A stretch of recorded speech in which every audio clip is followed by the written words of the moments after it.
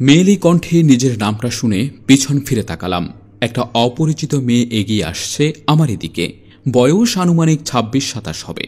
পরনে শাড়ি, রংটা ঠিক আন্দাজ করতে পারলাম না। এ বিষয়ে আমি বরাবরই অজ্ঞতার পরিচয় দিই।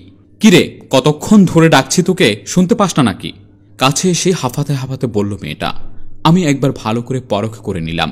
না, চেনা পরিচিত বলে তো মনে হচ্ছে না। আগে যে কখনো দেখেছি তেমনটাও মনে হচ্ছে না। বেশ খানিকটা আমতা আমতা করে বললাম, আপনাকে তো ঠিক চিনতে পারলাম না। সে কিরে, এর মধ্যেই ভুলে গেলি? আমি কথাটা শেষ না করেই আটকে গেল মেয়েটা। তারপর আমার দিকে কড়া নজরে একবার তাকিয়ে বলল, সত্যিই চিনতে পারিসনি নাকি আমাকে এড়িয়ে চলছিস? কোনটা? এড়িয়ে চলবো কেন, সত্যি চিনতে পারছি না। ওহ, আমি মমিতা। এবার চিনতে পারছিস নাকি তবুও পারিসনি? মমিতা? এই কি হাল তোর? রোগা পটকা চেহারার বদলে তো ছোটখাটো একটা হাতিতে পরিণত হয়েছিস। তারপর বল, দিনকাল কেমন কাটছে? ভালো। তোর খবর কি? আমার চলে যাচ্ছে। কলেজ থেকে চলে যাওয়ার পর কারো সাথেই যোগাযোগ রাখা হয়নি। মাঝখানে দেশের বাইরে ছিলাম। আর বিয়ের খবর তো জানিসই তোরা। সে তো কলেজে থাকতেই হয়েছে। তা এইদিকে কাজে নাকি? আরে আমাদের বাসা তো কাছেই। হঠাৎ তোকে দেখতে পেলাম তাই ডাক দিলাম। বাহ, এর মধ্যে মেয়েও হয়েছে দেখছি। তো তোর স্বামীকে দেখছি না, চলে গেছে নাকি? না, যায়নি। তারপর পিছনে তাকালো মমিতা। তারপর একটা লোককে দেখিয়ে বলল, ওই তো আসছে। মমিতার ইশারা করায় সেদিকে তাকালাম। একটা লোক সাথে ৬ থেকে ৭ বছর বয়সী বাচ্চাকে নিয়ে আমাদের দিকেই এগিয়ে আসছে। দেখতে দেখতে লোকটা আমাদের কাছে এসে দাঁড়ালো। তারপর কুশল বিনিময় করে নিজের পরিচয় দিলাম। ভদ্রলোকের নাম মিজান, কোনো এক প্রাইভেট কোম্পানিতে কাজ করে। আমি অবশ্য এই বিষয়ে বেশি কথা বাড়ালাম না। মিজান সাহেবের সাথে দুই একটা কথা বলে যা বুঝলাম সেটা হলো লোকটা বেশ মিশুক প্রকৃতির। চলুন না বাসায় যাই। এতদিন পর মমিতা কোনো বন্ধুকে পেয়েছে, একটু সময় কাটালোর ভালোই লাগবে, বললেন মিজান সাহেব। মমিতাও তাতে বেশ আগ্রহ দেখালো। হার হামেশায় এমনটা দেখা যায় বলে তো মনে হয় না। স্ত্রীর কোনো পুরনো বন্ধুর সাথে এমন হেসে হেসে কথা বলাটা স্বামীরা মোটেও পছন্দ করে না। মনে সন্দেহ জাগে। যদিও ইচ্ছে ছিল, কিন্তু তবুও বললাম, আজ থাক, আরেকদিন। এই মমিতা, ধরো তো, যেন পালাতে না পারে। আজকে আমাদের সাথে আড্ডা দিবে, তারপর একসাথে দুপুরের খাবার খেয়ে তবেই ছুটি। মিজান সাহেব কথাটা বলতেই মমিতা খপ করে আমার হাতটা চেপে ধরল। তারপর টানতে টানতে বাসার দিকে রওনা দিল। প্রথমে ভেবেছিলাম মমিতার এমন আচরণে মিজান সাহেব হয়তো আপত্তি করবে, কিন্তু উনার মুখের দিকে তাকাতেই সেই কথা মন থেকে মুছে গেল। দেখলাম তিনি এত বেশি আনন্দ পেয়েছে। আসলেই এমন স্বামী পাওয়া খুব বড় ভাগ্যের ব্যাপার। সম্পর্কে থাকা চায় বিশ্বাস। সন্দেহপ্রবণ হলে সেই সম্পর্ক খুব বেশি দিন টিকে না। মমিতাদের বাসায় বসতেই মিজান সাহেব কোলের মেয়েটাকে আমার দিকে এগিয়ে দিয়ে বললেন, কেমন বন্ধু আপনি? বান্ধবীর মেয়েটাকে একবার কোলেও নিলেন না? বাদ দাও তো, ও আগের থেকেই এমন বাদর একটা। মমিতা বাচ্চাটাকে আমার কোলে থেকে নিতে নিতে বলল, এই কয় বছরে কত কিছু বদলে গেছে, তাই না?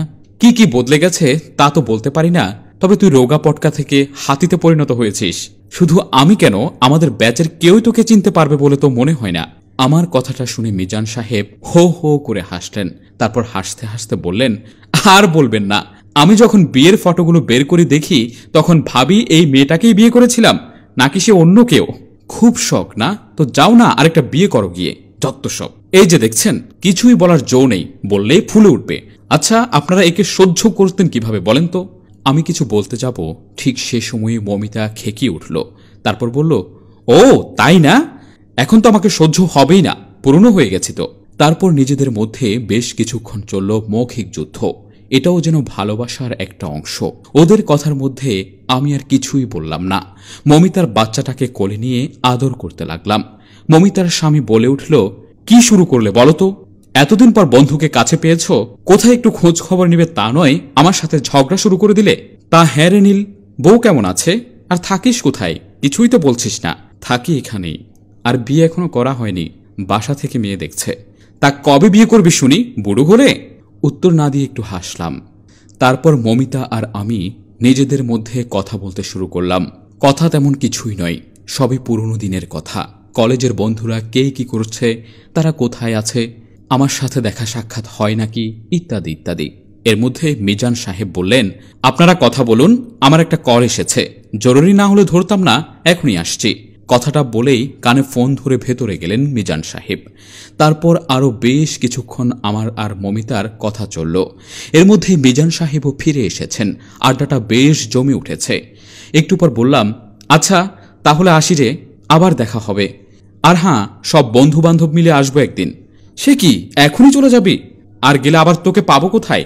হুম, এমনটা বললে তো হবে না। আজকে কথা দিতে হবে যে আপনি সব সময় আসবেন, না হলে আপনাকে ছাড়া যাবে না। কি বলো মমিতা? হ্যাঁ, একদম। মিজান সাহেবের কথায় একমত পোষণ করল মমিতা, তাই বাধ্য হয়ে কথা দিতেই হলো। তারপর মিজান সাহেব বললেন, আপনার ফোন নম্বরটা দেন, না হলে যোগাযোগ করব কিভাবে? নম্বর আদান প্রদান শেষে বিদায় নিলাম। সত্যিই মমিতা খুবই ভাগ্যবান। তা না হলে এমন একজন স্বামী কি সহজে জোটে? বাসায় এসে ফ্রেশ হতে যাব, ঠিক তখনই মোবাইলটা বেজে উঠল। মিজান সাহেবের নামটা স্ক্রিনে ভেসে উঠেছে। ফোনটা রিসিভ করতেই ওপার থেকে ভেসে আসলো, বাসায় কি পৌঁছে গেছেন? মমিতা খোঁজ নিতে বলল। কথাটা শুনেই অবাক হয়ে গেলাম। এই কণ্ঠে যেন বিষে ধরা। কেউ যদি রাগে গজগজ করতে করতে কিছু বলে, ঠিক তেমনটা। হ্যাঁ, মাত্রই আসলাম। ভালো। আর হ্যাঁ, এটাই যেন আপনাদের শেষ দেখা হয়। এবার থেকে দেখা হলেও কথা বলবেন না, কথাটা যেন মনে থাকে। আর মমিতাও যেন কিছু জানতে না পারে। তখন মমিতা ছিল বলে কিছু বলতে পারেনি। রাগী কণ্ঠটা চেপে ধরে কথাগুলো বললেন মিজান সাহেব। তারপর ফোনটা কেটে গেল ওপাশ থেকে। মোবাইলটা বিছানার উপর রেখে একটা দীর্ঘ নিঃশ্বাস বেরিয়ে আসে বুক চিরে। আসলেই মানুষ বড়ই অদ্ভুত জীব। আর তার থেকেও বেশি অদ্ভুত মুখোশধারী লোকজন। তাদের বোঝার কোনো উপায়ই নেই। সম্মানিত ভিউয়ার্স, গল্পটি সম্পূর্ণ কাল্পনিক। আপনার যদি ভালো লেগে থাকে, লাইক, শেয়ার এবং কমেন্ট করে আমাদের উৎসাহিত করুন। ধন্যবাদ।